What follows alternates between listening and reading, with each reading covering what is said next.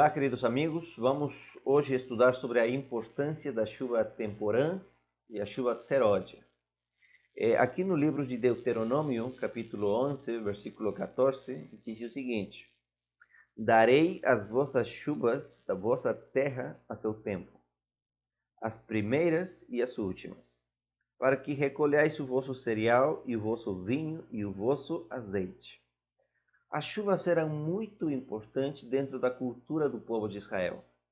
Lá na Palestina, eles dependiam da chuva para que a terra produzisse a colheita e o povo vivia disso. E especialmente haviam duas chuvas importantes que caíam. Disse aqui que no devido tempo deviam cair as chuvas primeiras, chamadas chuvas de temporã, e as últimas, que seria a chuva seródia. Agora, essas chuvas têm que ver muito com as colheitas na estação da primavera e do outono. Mas para entendermos melhor, eu quero falar um pouquinho para vocês com relação ao calendário judaico. Já na lição anterior, estudamos que no povo de Israel, o calendário deles é diferente do que o nosso. O primeiro mês se chama Nissan, começa entre março e abril do nosso calendário. Agora, então assim, entre março e abril, primeiro mês, entre abril e maio, segundo mês, entre maio e junho, terceiro mês, desse jeito.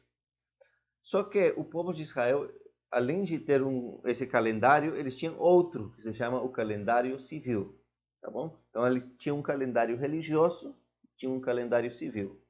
O calendário religioso começava na primavera, começava com o primeiro mês, que é Nissan. Agora, o calendário civil, ele começava quase já no final do ano. Na época que tinha, por exemplo, as festas do outono, com a primeira festa, que é a festa das trombetas, ali começava o novo ano civil. Na verdade, o primeiro dia, sétimo mês, se tocava as trombetas, né, que é a festa das trombetas. Então, esse era o primeiro dia do ano civil. Então, imagina aí, ter um calendário religioso e ter um calendário civil. Então, para nós não faria sentido. Nós temos só um. Começamos em janeiro, terminamos em dezembro. Mas eles tinham dois. Agora, por que é importante a gente fixar isso? Porque se nós usarmos, por exemplo, o calendário religioso, então assim, as chuvas caíam na primavera e no outono. Se nós usarmos o calendário religioso, então as primeiras chuvas caíam na primavera e as últimas caíam no outono. Por outro lado, se nós usarmos o calendário civil, as primeiras chuvas começavam no outono e as últimas chuvas terminavam aí na primavera. Então vai depender qual calendário você quer usar, aquele que começa na primavera ou aquele que começa no outono. Então nesse estudo eu vou fazer um pouquinho invertido, eu vou falar dentro do contexto do calendário civil. Vamos começar o ano no outono, tudo certo?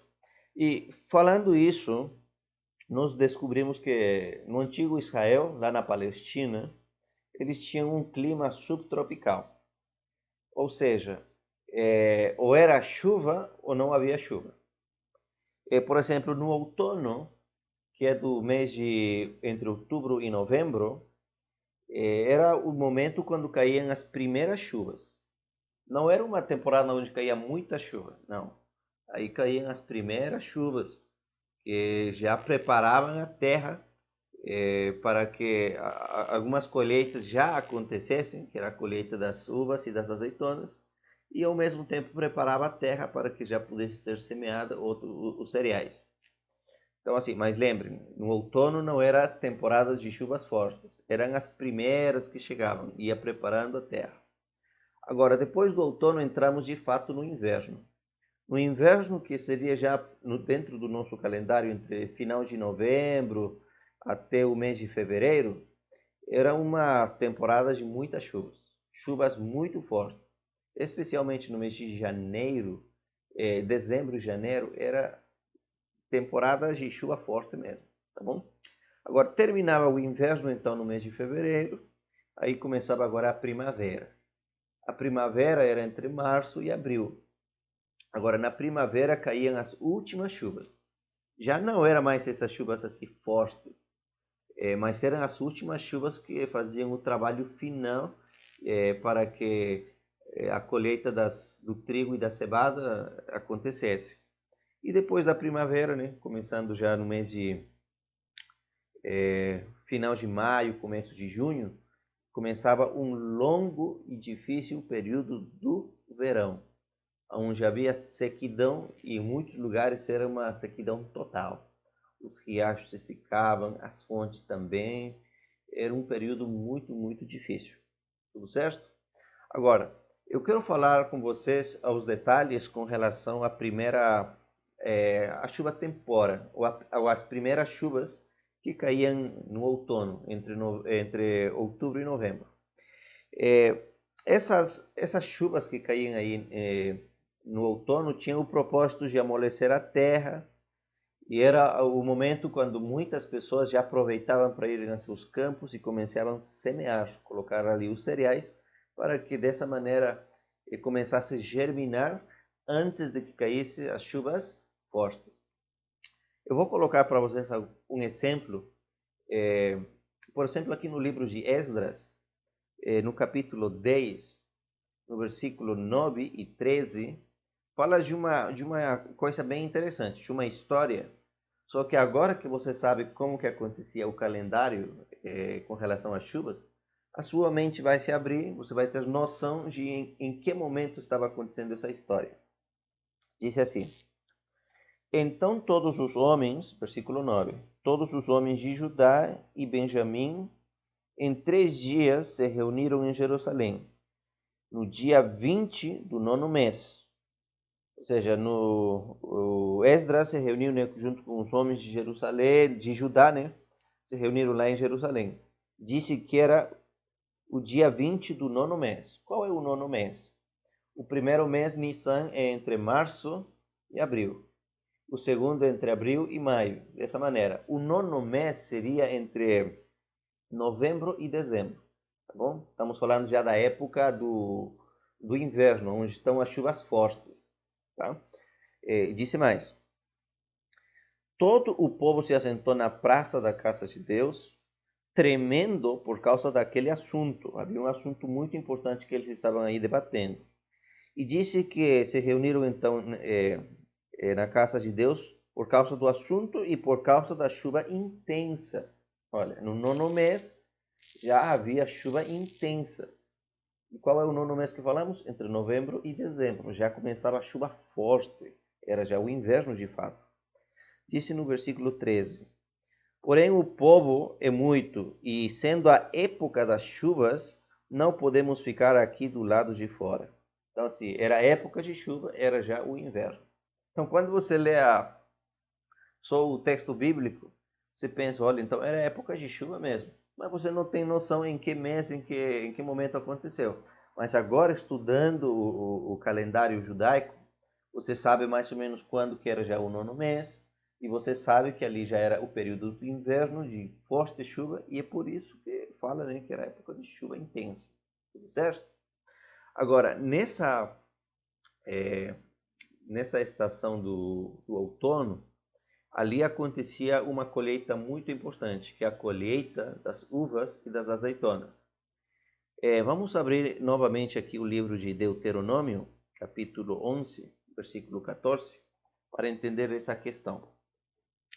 Disse aqui a palavra de Deus: Darei as vossas chuvas da vossa terra a seu tempo, as primeiras e as últimas, a chuva tempora e a chuva seródia, para que fazais, né, a colheita do vosso cereal.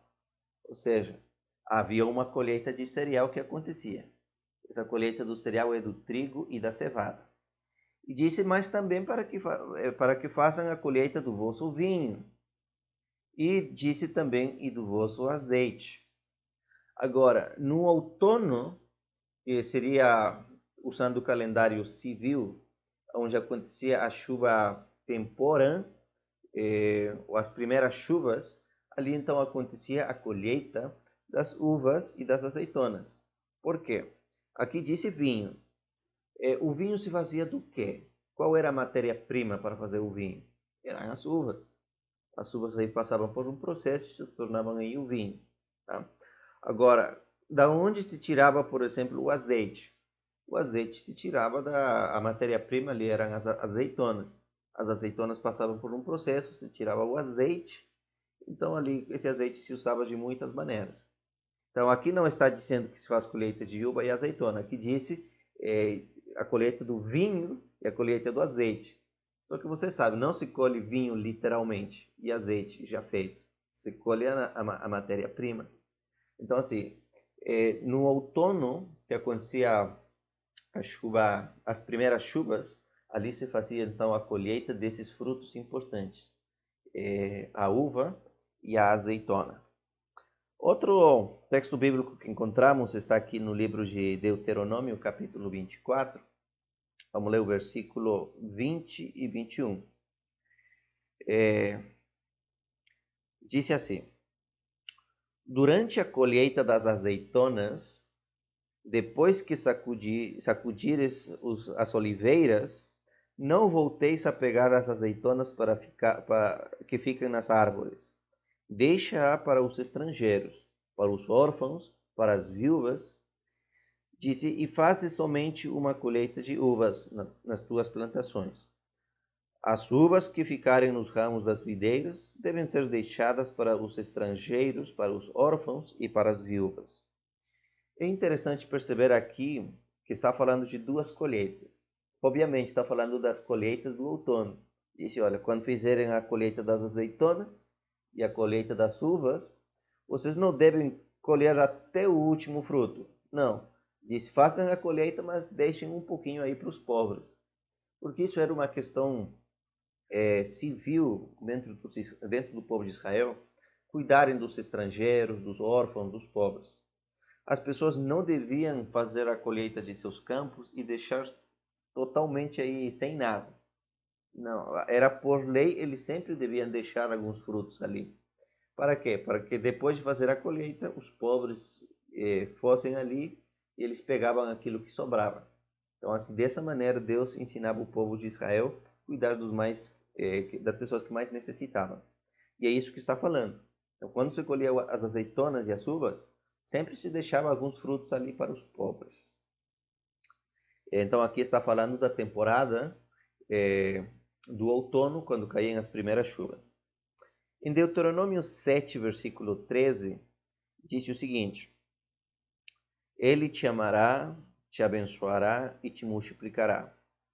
Ele abençoará os teus filhos e os frutos da tua terra, os cereais, as uvas e os vinhos novos, as azeitonas e o azeite, as muitas crias do gado e de ovelhas, na terra que prometeu aos teus pais, que te daria por herança. Aqui novamente está falando sobre as colheitas importantes que havia no povo de Israel. Sabem, a gente falou sobre 4 colheitas importantes, né? A cevada, o trigo, as azeitonas e as uvas. Mas não eram as únicas. Havia também outros tipos de frutos que eles plantavam e colhiam. Mas assim, a colheita mais importante eram esses 4 frutos. Tá? Então assim, era o mais importante dentro da atividade agrícola do povo de Israel. Agora, então aqui está falando, né, em Deuteronômio 7:13 sobre os frutos que Deus ia dar ao povo para que se alimentasse. Aí fala, né, as uvas que se colheriam dos vinhedos, as azeitonas, enfim. Agora, tendo falado isso, então, já deve ter ficado fixado aí na sua mente que no outono, então, acontecia a primeira chuva e ali acontecia a colheita das uvas e das azeitonas. Agora vamos falar sobre a última chuva, que seria a chuva seródia, que acontecia na primavera, entre o mês de março, abril e talvez um pouquinho de maio. Ali, então, assim, a primavera acontecia no primeiro mês, calendário religioso, né? E ali já os grãos estavam já amadurecendo, estavam quase prontos para serem colhidos. E essa chuva, que seria a última chuva, a seródia, ajudava para que finalmente tanto a cevada quanto o trigo estivessem prontos na primavera para serem colhidos. E no estudo anterior vimos, por exemplo, que no Pentecostes se fazia já a colheita do trigo, mas antes do Pentecostes, nos 50 dias antes, acontecia o quê? A colheita da cevada. Mas para que essa cevada e esse trigo estivessem prontos, tinha que acontecer essa última chuva. Eu quero ler com vocês aqui um texto da Bíblia que está em Jeremias capítulo 5, versículo 24. Disse o seguinte: não dizem a eles mesmos: temamos agora ao Senhor, nosso Deus, que nos dá a seu tempo a chuva, a primeira e a última, que nos conserva as semanas determinadas da cega. Olha, Deus disse que tinha um momento determinado para enviar a chuva, as primeiras e as últimas. Vocês vão encontrar muito essas ilustrações na Bíblia, falando sobre as primeiras chuvas e as últimas. Mas você já sabe, né? As primeiras que caíam no outono e as últimas que caíam na primavera. Agora, outro texto bíblico que encontramos está aqui no livro de Joel, capítulo 2, versículo 23. Diz assim: alegrai-vos, pois, ó filhos de Sião, regozijai-vos no Senhor, vosso Deus, porque ele vos dará em justa medida a chuva. Fará descer como outrora a chuva temporã e a chuva seródia. A chuva disse que devia cair em uma justa medida. Por exemplo, se na primavera, em lugar de caírem as últimas chuvas, fosse uma chuva forte, a chuva do inverno, ia estragar toda a colheita. Os campos de cereais iam se estragar. Então, assim, não podia ser uma chuva forte, devia ser uma chuva justa, em justa medida. E aí que preparava os campos para a colheita. E é isso que está falando aqui, olha, Deus, o Senhor, disse, vos dará em justa medida a chuva. Tá bom? Então, era essa a característica. No outono, as primeiras chuvas, no inverno, chuvas fortes, e na primavera, as últimas chuvas, mas já não eram tão fortes. Agora, na primavera acontecia então as colheitas importantes do trigo e da cevada. Abra sua Bíblia comigo em 2 de Crônicas, capítulo 2, versículo 15. Disse assim: agora, pois, mande o meu senhor para seus servos o trigo e a cevada, o azeite e o vinho que falou. Olha, está aqui falando primeiramente sobre a colheita da primavera. E disse que o Senhor, ele está pedindo ali, mande para os seus servos, disse o trigo e a cevada. Já está falando da colheita aqui da primavera. E disse também o azeite das azeitonas e o vinho da uva, e falou, está falando agora da colheita do outono. Agora, então, assim, a colheita da cevada e do trigo eram os dois cereais importantes que aconteciam na primavera. A cevada era a primeira colheita que se fazia e depois era a colheita do trigo.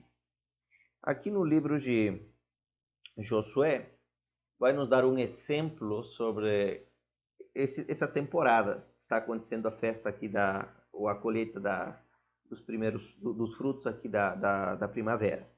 Diz aqui em Josué capítulo 5, versículo 10 e 11. Estando, pois, os filhos de Israel acampados em Gilgal, celebravam a Páscoa no dia 14 do mês. A Páscoa se comemorava em qual estação? Na primavera, no dia 14. Agora, estavam comemorando, então, disse os israelitas, no dia 14, a Páscoa. Era a festa da Páscoa, à tarde, lá nas campinas de Jericó. Disse, comeram o fruto da terra, e no dia seguinte, a Páscoa, que seria a festa dos pães asmos, comeram, os cereais tostados, comeram nesse mesmo dia. Ou seja, lá na festa da Páscoa, fizeram um sacrifício normal. Na segunda festa, que era a festa dos pães asmos, obviamente eles comeram assim, porque era uma festa para comer assim os pães, só que era pães sem fermento, mas comeram os pães e também comeram, disse ali, cereais tostados. De que cereais se está falando aqui? Está falando aqui dos cereais da cevada, porque já era a época onde se estava fazendo a colheita da cevada. Então, esses cereais tostados aqui são as cevadas. Então, quando você lê essa história, você já sabe, essa estava acontecendo na época da primavera. Agora, vamos outro exemplo, aqui no livro de Ruth, capítulo 1, versículo 22. Diz assim: Assim voltou Noemi da terra de Moabe com Ruth, sua nora, a moabita, e chegaram a Belém no princípio da cega ou da colheita da cevada. Ou seja, Noemi e Ruth, elas vão sair lá de Moabe para voltar para Jerusalém, para Belém. E elas chegam, disse, no princípio da colheita da cevada. Em que mês aproximadamente e qual era a estação? Obviamente, está falando aqui que chegaram na primavera, que seria entre março e abril. Então estava o início, então seria mais ou menos final de março do nosso calendário, que elas chegaram lá em Belém. Então perceberam a importância de estudarmos assim, a questão das festas judaicas, sobre as estações, sobre a colheita da primavera, do outono? Porque tudo que está na Bíblia, assim, em boa parte, vai nos ajudar a se ter uma visão geral dentro desse contexto, tá? Porque tudo aquilo que acontecia no povo de Israel, as festas judaicas, tinha que ver com essas duas colheitas. Eu vou para o último exemplo, que está aqui em Ruth capítulo 2, versículo 23. Aqui já não é mais o capítulo 1, viu? Lembre, o primeiro que eu li era Ruth capítulo 1, versículo 22. Agora vamos para o capítulo 2, o versículo 23. Isso quer dizer que aquilo que vamos ler agora aconteceu muitos dias depois que Noemi e Ruth chegaram lá em Belém. Assim, passou ela a companhia das servas de Boaz para colher, até que a cega da cevada e do trigo acabassem, e ficou com a sua sogra. Ou seja, vemos aqui que Ruth, ela vai ficar junto com as servas de Boaz, aí fazendo assim, a colheita dos frutos que sobraram. Lembra que falamos que eles não podiam fazer toda a colheita, sempre deviam deixar assim um pouquinho para os pobres, para as viúvas, para os órfãos. Então, Ruth, junto com as pessoas pobres, ficaram ali para colher aquilo que sobrou. E disse que era o final da cega ou da colheita aqui da cevada e do trigo. Já tinha acabado essa colheita. Então está falando aqui de que momento? Está falando, obviamente, já do final da primavera. Está falando mais ou menos já chegando ao dia de Pentecoste, que já estava terminando já fazer a colheita dos cereais. Tudo certo? Agora, por que é importante nós estudarmos as festas primaverais e as festas outonais, especialmente no contexto das chuvas? Porque já no estudo anterior eu falei um pouquinho que na primavera, ou as festas da primavera, tinham que ver com relação à primeira vinda de Jesus. E as festas do outono têm que ver com relação à segunda vinda de Jesus. Quando Jesus veio por primeira vez, ele veio com uma pá na sua mão para fazer a colheita do quê? A colheita da cevada e do trigo. Só que para que essa colheita acontecesse, nós vimos agora aqui falando sobre as chuvas, era necessário que acontecesse a última chuva, que caísse as últimas chuvas, a chuva seródia. Então, de fato, isso aconteceu.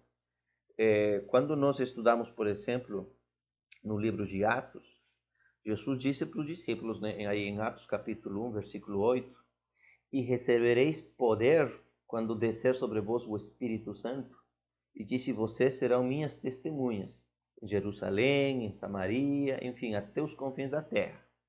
Ou seja, para que os discípulos tivessem assim o poder de levar o Evangelho, eles precisavam o poder do Espírito Santo.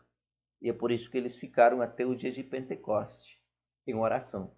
No dia de Pentecostes desceu o Espírito Santo. E você sabe aquilo que aconteceu. Os discípulos foram cheios de poder, investidos com a autoridade que Deus lhes deu, e começaram a pregar o Evangelho. Ali, nesse momento, no dia de Pentecostes, aconteceu o derramamento do Espírito Santo. o que chamamos dentro do calendário civil a chuva seródia. Se nós usarmos o calendário religioso, seria as primeiras chuvas, tá? Mas assim, esse derramamento do Espírito Santo foi um momento quando Deus capacitou seus discípulos, a sua igreja, para eles evangelizar. E você vê, por exemplo, ali que com um sermão que Pedro pregou, quase 3.000 pessoas aceitaram a Jesus e entregaram a vida a Deus. Imagine com as outras pregações. Ou seja, estava começando a grande colheita do quê? A grande colheita dos salvos. Milhares e milhares de pessoas começaram a aceitar o evangelho de Jesus. Milhares e milhares de pessoas começaram a se tornar cristãos. O evangelho começou a alcançar tanto os judeus quanto os gentios. Ali aconteceu essa maravilha. Agora, quando desceu o Espírito Santo, milagres aconteceram para que os discípulos tivessem o poder de evangelizar. Por exemplo, disse que eles começaram a falar em dom de línguas. Por exemplo, se pregava, se falava a mensagem e as pessoas que estavam ali, cidadãos de diferentes lugares, de outros países, todos ouviam na sua própria língua. Por quê? Porque era um momento especial, eles estavam cheios do Espírito Santo. E quando a gente começa a ler, por exemplo, o livro de Atos, porque ali fala, né, os primeiros fatos ou eventos que aconteceu dentro da igreja do primeiro século, nós descobrimos que os discípulos faziam muitos milagres. Até com a sua sombra, os discípulos curavam as pessoas. E dessa maneira, eles estavam assim, sendo investidos pelo poder do Espírito Santo para evangelizar. E milhares de pessoas aceitaram a Jesus. Ali aconteceu a grande colheita da primavera. Então, mas para isso devia ter caído a chuva, né? O derramamento do Espírito Santo. Agora, no outono, ali agora acontece, né, novamente a chuva. No calendário civil, já lhes disse, seria a primeira chuva, mas no calendário religioso se chamaria as últimas chuvas. Então, assim, nós aguardamos hoje a volta de Jesus. E na lição anterior nós vimos que a volta de Jesus está muito relacionada com o quê? Com as festas do outono.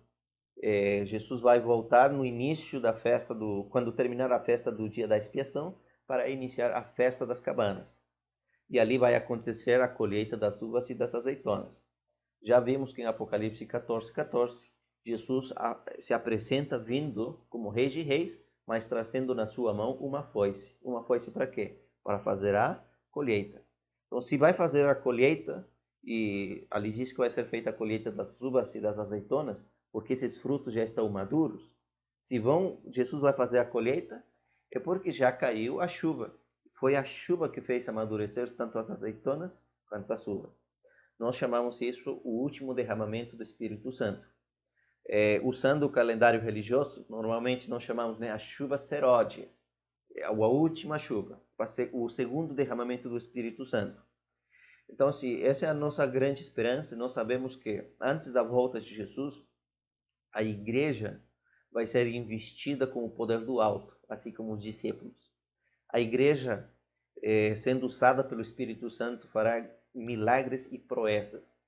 Disse que as coisas que aconteceram na época dos discípulos serão pequenas diante dos grandes acontecimentos que vai acontecer com a igreja no tempo do fim. E eu fico pensando o seguinte: se os discípulos conseguiram curar um doente com a sua sombra, isso foi um evento extraordinário, um grande milagre. Imagina as coisas que a igreja de Deus fará no tempo do fim, cheia do poder do Espírito Santo. Milhares e milhares de pessoas aceitarão essa mensagem, a mensagem do Evangelho. Será o momento quando todo mundo vai se preparar. De que lado quer estar? Ou quer estar do lado de Deus ou do lado do inimigo? Ou a pessoa quer os selos de Deus ou a marca da besta? Será um momento quando as pessoas vão escolher ou querem ser azeitonas ou querem ser uvas. Mas é a última mensagem pregada, cheia do poder do Espírito Santo, que vai separar, vai polarizar a humanidade em esses dois grupos. Deus quer que você faça parte das azeitonas. Deus quer que você seja investido pelo poder do Espírito Santo, para você seja um instrumento das suas mãos e você pregar a mensagem dos três anjos, e que quando Jesus volte por segunda vez, você esteja no grupo dos salvos, no grupo da boa colheita. Tudo certo? Então, que Deus te abençoe. Continuo orando para que dentro da nossa igreja aconteça o derramamento do Espírito Santo, a última chuva, a chuva Seródia, usando aqui o calendário religioso, para que façamos e cumpramos a missão que Deus nos deixou. Que Deus te abençoe. Nos encontramos na próxima lição, mas antes disso vamos terminar fazendo uma oração, agradecendo a Deus pela sua palavra e confiando nas suas promessas.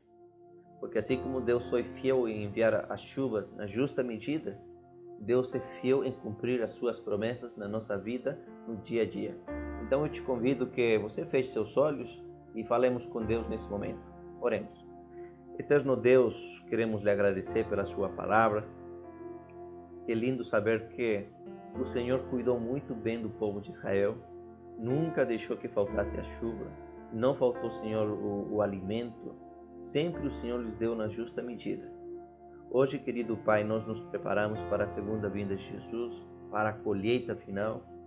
Queremos, Senhor, confiar em que o Senhor também está cuidando da nossa vida, da nossa família. Queremos confiar, Senhor, nas Tuas bênçãos, que o Senhor também dará a justa medida para aquilo que estamos precisando. E, querido Deus, mais do que nunca clamamos para que na Tua igreja, na Igreja Adventista, no mundo inteiro, aconteça, Senhor, o derramamento do Teu Santo Espírito.